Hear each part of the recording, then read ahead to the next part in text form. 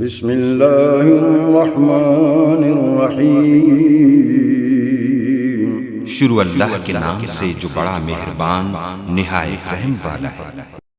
وَيَسْأَلُونَكَ عَنِ الْمَحِيضِ قُلْ هُوَ أَذًى فَاعْتَزِلُوا النِّسَاءَ فِي الْمَحِيضِ وَلَا تَقْرَبُوهُنَّ حَتَّى يَطْهُرْنَ فَإِذَا تَطَهَّرْنَ فَأْتُوهُنَّ مِنْ حَيْثُ أَمَرَكُمُ اللَّهُ إِنَّ اللَّهَ يُحِبُّ التَّوَّابِينَ وَيُحِبُّ الْمُتَطَهِّرِينَ۔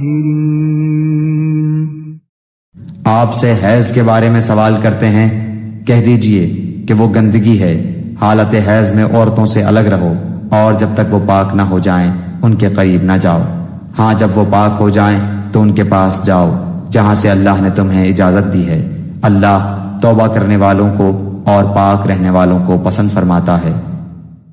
وہ ایک گندگی کی حالت ہے۔ اصل میں اذا کا لفظ استعمال ہوا ہے جس کے معنی گندگی کے بھی ہیں اور بیماری کے بھی۔ حیض صرف ایک گندگی ہی نہیں ہے بلکہ طبی حیثیت سے وہ ایک ایسی حالت ہے جس میں عورت تندرستی کی بنسبت بیماری سے قریب تر ہوتی ہے جب تک کہ وہ پاک صاف نہ ہو جائیں۔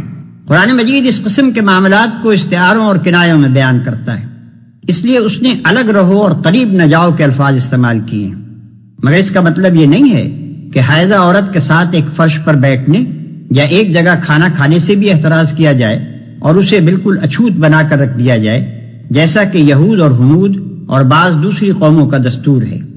نبی صلی اللہ علیہ وسلم نے اس حکم کی جو توضیح فرما دی ہے اس سے معلوم ہوتا ہے کہ اس حالت میں صرف فعل مباشرت سے پرہیز کرنا چاہیے، باقی تمام تعلقات بدستور برقرار رکھے جائیں۔ پھر جب وہ پاک ہو جائیں تو ان کے پاس جاؤ اس طرح جیسا کہ اللہ نے تم کو حکم دیا ہے۔